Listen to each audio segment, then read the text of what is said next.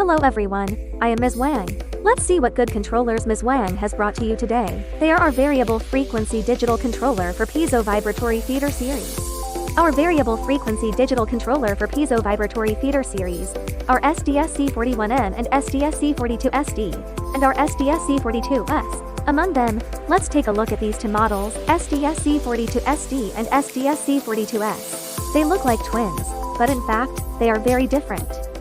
Let's take a look at SDSC42SD. This one has a low voltage of 50 volts output, and this one, SDSC42S, has a high voltage of 220 volts output.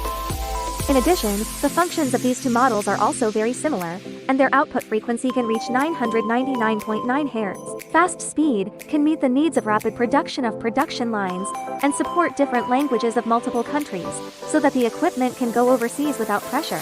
In addition, these three models have very strong compatibility, can adapt to NPN and N sensors, and have 485 communication functions.